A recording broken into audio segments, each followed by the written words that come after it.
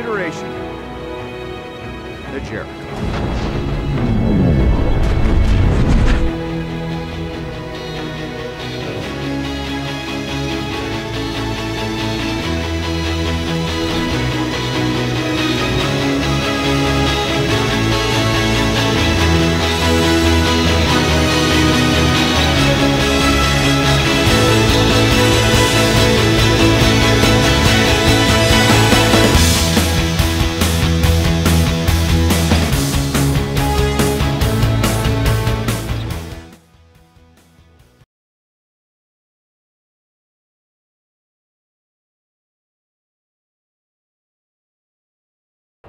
Really, it's only in recent years that this whole galaxy of superheroes have, have taken hold. And yet, what's funny is that there's no guarantees. Well, this is what I find discouraging as a critic now.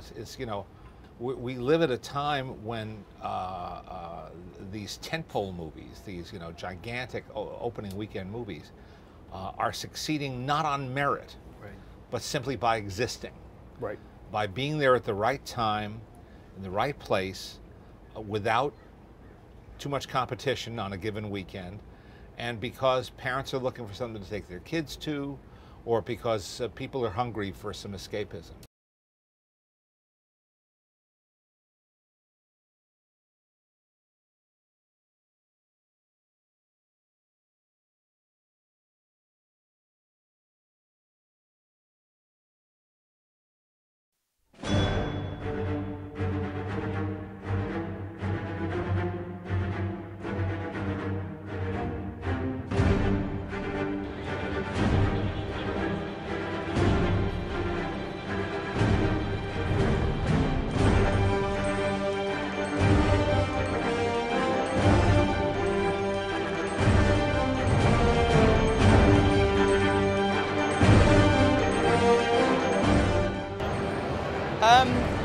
I can't put my finger on it, but he's been one of the comics I've followed for absolutely years. He's just been one of my staples for for my collection. I like well, he's a god. He's like a god of thunder. He controls thunder. It's kind of cool. Yeah, I like Loki because he's very mischievous and devilish. I like the fact that he's not actually magical. He's just they use some kind of weird steroids to make him super, so I like that. I guess they couldn't be as good as him, but he's more realistic. I suppose he's more of a icon to look to. I just think like with Star-Lord, there's like a certain likability to him because he's like a really down-to-earth guy, and obviously you've got the whole thing that he comes from Earth, but he's like based in space, so you've got that like connection to him that is obviously human from Earth and like half alien. Gamora, she's a badass, isn't she? She just doesn't care. She's a woman and she's great. Yeah, definitely. Because I feel like women play not a very strong role in superhero films. Like they're always like being saved, etc. But yeah, I think it needs to expand. It's gritty, it's dark, as people actually get hurt, and that brings realism to the whole sort of genre that is quite unrealistic. It's like quite a Joker as well. You can sort of understand where he's coming from. Like some villains always go with technology and run around trying to cause world domination, but his sole aim is to just play a game with the Batman, and I like that.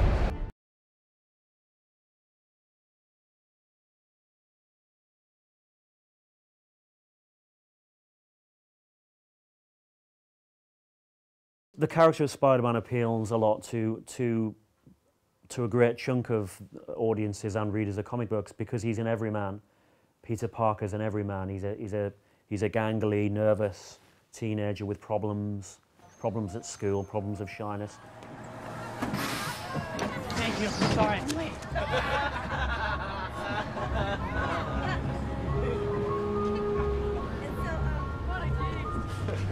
Don't even think about it. You're so lame, Parker.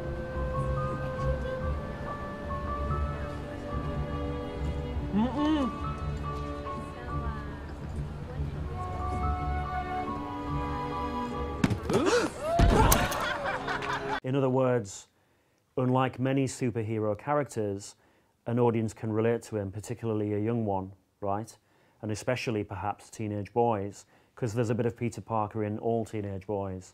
And I think there's a real connection there, which is different from a billionaire like Bruce Wayne, where you can't really connect. Do you know what I mean? The success of the first Spider-Man, if you're asking me, and I can only give you my view, was an amazing hit. I mean, it had a huge opening weekend. I wonder whether it had a lot to do with 9/11.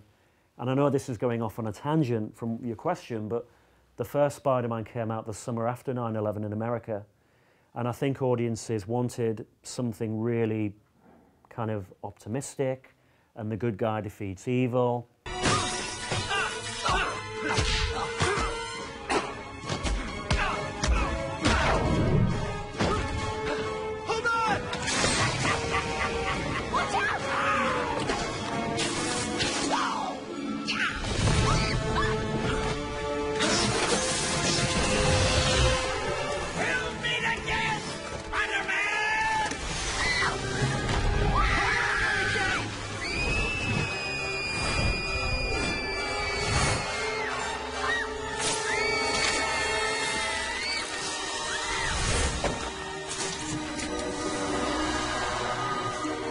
They shot, I don't know whether you knew this, but Columbia shot certain scenes for that film after 9/11 that were about 9/11. There's a scene in the first Spider-Man where the Green Goblin's got a cable car dangling, and Spider-Man comes along and kind of saves the day. And there's a bit where there's a load of New Yorkers on the bridge, and they're shouting at him, "You mess with one of us, New Yorkers, you mess with all of us."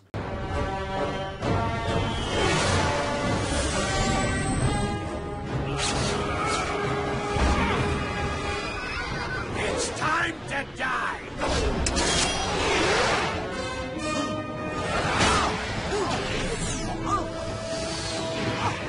Come on up here, tough guy. I got a little something for you. You're freaking out! Leave Spider-Man alone. You gonna pick on a guy trying to save a bunch of kids? Oh yeah, I got something for your ass! You mess with New York! You mess with one of us, you mess with all of us! Well, that was put in after 9/11. It was a kind of... And the last shot is Spider-Man on top of a building with the stars and stripes, if I remember correctly. So I think a lot of its success was to do with timing of 2002, 6 months after 9/11. It was a big superhero, good guy wins, triumphs over evil, and it was a kind of, you know, a sort of cheerleader really for a demographic that felt frightened, felt scared, felt possibly a little bit pessimistic.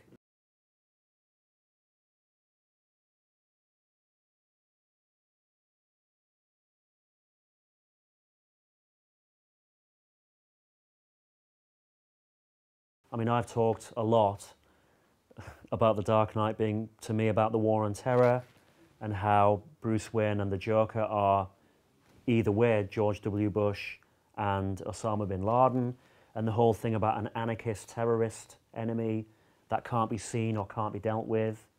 The idea in The Dark Knight in particular, that film in particular, of a villain that doesn't want money, doesn't want land, doesn't want anything, just wants to kind of cause carnage. But when you look at things like Avengers, Iron Man, as good as they are, and don't get me wrong, I think that some of those are terrific movies, there isn't much in there. I think Iron Man is a witty film, or film series. I think there's a wit and a panache to it, but whether it's...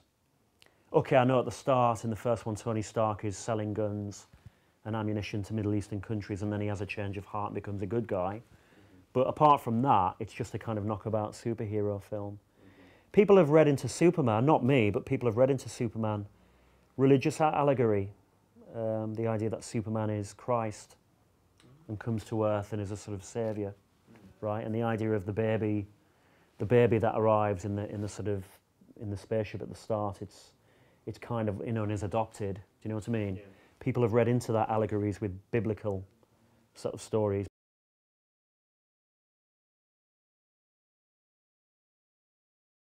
It's the crash bang wallop, isn't it? It's the noise, visual and aural, not just noise on the soundtrack, but a kind of visual noise.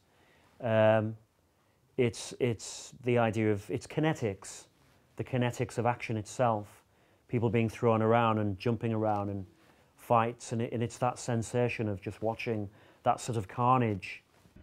I'm bringing the party to you.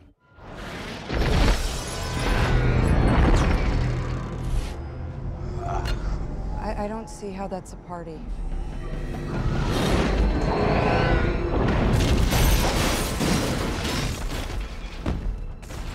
Dr. Banner, now might be a really good time for you to get angry. That's my secret, Cap.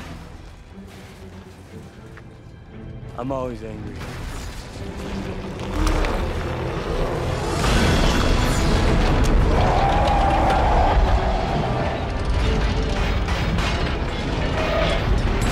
Hold on.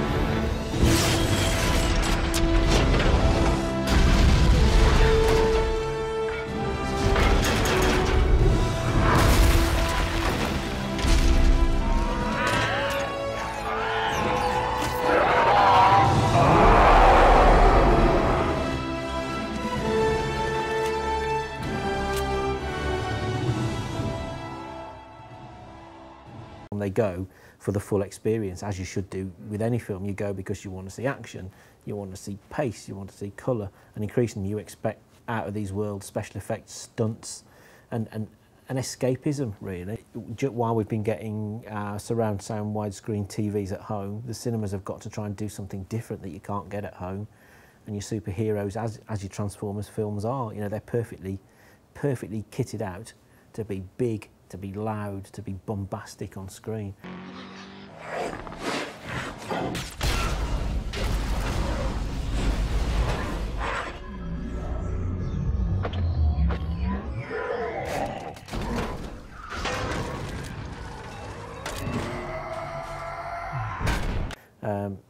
IMAX screens are perfect for superhero films. 3D lends itself magnificently because it brings the comic strip element into a real-time picture. So I think, you know, from that point of view, every action film now seems to want to outdo the other. If you actually turn it around on its head and look at films like the Fast and Furious series, they actually take the same sort of action ingredients that you've seen in superhero films to make their franchises a success. Oh, come on.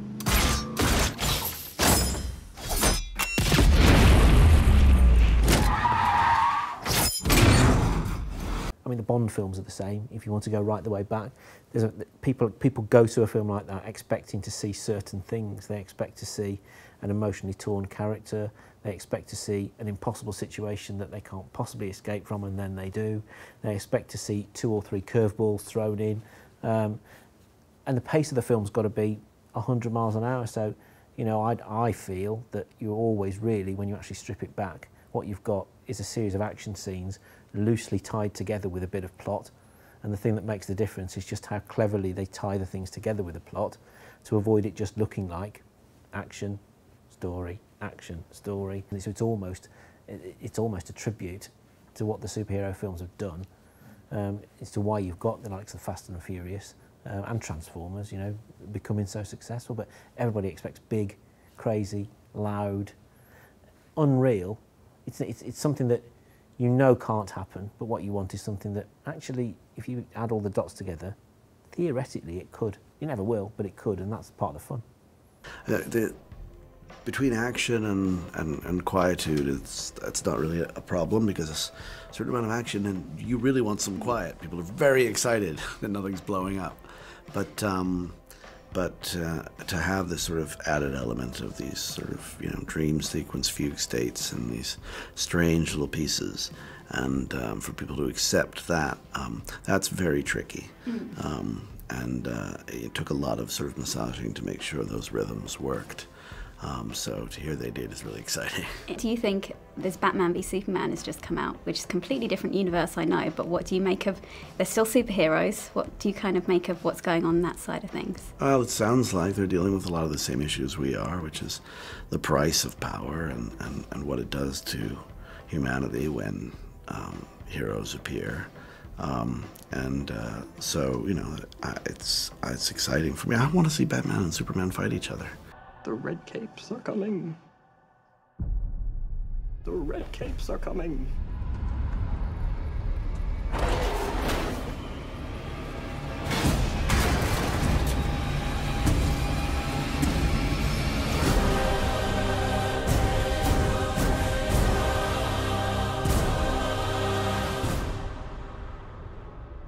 sorry, that's a good idea. I'm very excited by that trailer because I feel like we are dealing with similar issues, but with completely different styles. And you know, I mean, I think it all goes back to The Dark Knight Returns and Frank Miller's vision of the two of them and the differences between them, and that's you know, that's been something that's, you know, that's canon in the way that Civil War is for the Marvel Universe. So I think it's great.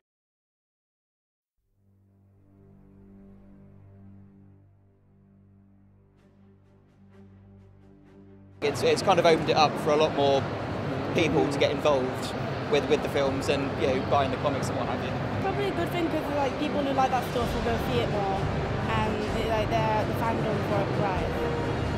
Yeah, because like people like action and stuff like that, and big explosions like that, and they like yeah, I like action. I think their popularity has shot through the roof, and good or bad, you know, that's opinions. I don't know. I enjoy superhero films. My friends do. So it's a good thing to me because I enjoy watching them. The more that comes out, the better. I enjoy. I suppose to some people they might moan about it, you know, like, oh, it's a fashion, whatever. But you know, I think it's a good thing. Probably a bad thing, because I do think, especially, I mean, I love DC as well, but their next slate of films is absolutely very ambitious to get that many films out in that short space of time. And I do think that it's just going to explode in the next couple of years. And it only takes this Batman and Superman film to get bad reviews, and I think they've screwed it. So there's a lot of pressure on that film. I think it's a brilliant thing. All the Saturday morning cartoons you used to watch with like Fantastic Four and the X-Men and things are actually coming back, but being done proper, being done really gritty, being done with like dark colour filters, massive explosions. People are actually getting hurt, and it brings a realism. Again, from these things that you watched as a child, to then suddenly have them grow up with you, and actually watch your childhood idols become your adulthood idols. I think it's a really good thing. I really enjoy them. I think there's a danger of tedium setting in now, especially now in 2015, where we're what, 3 weeks away from Avengers 2. We've got a whole bunch of other stuff lined up for the next 5, 6, 7 years. We've already had 6, 7, 8 years of it already since Iron Man started in 2008. Batman versus Superman's on its way and all this. I think we're at a critical time now with these films where I think they're in danger of becoming very formulaic and losing an audience or losing part of the audience. I think it's been for the money makers, and you look at Hollywood as a whole. That's why the sequels, the prequels, the follow-ups, the reinventions seem to be taking over, because they've got a ready-made fan base that they know will go and watch the film. They're not necessarily making it for the fans, they're making it because of the fans, I think.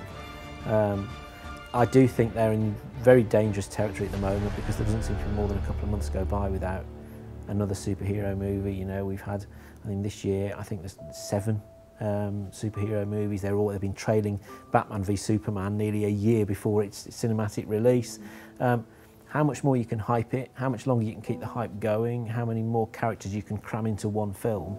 I don't know how much further you can take that without it physically overloading the cinema viewer, to be honest. So maybe less is more is a way to look at it for the next couple of years. But of course that won't happen, because they don't make these films for the fans, they make them for the money.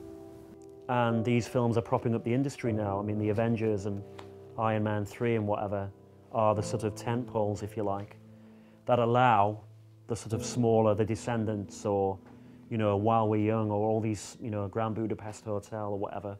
You know, you need these big films, because without them you couldn't fund and you couldn't survive the commercial failure of the smaller films. So I don't think they're a bad thing for cinema in and of itself. I think there's probably getting to be too many of them, and I think it's getting to be tedious, but that's a personal thing. Time will tell.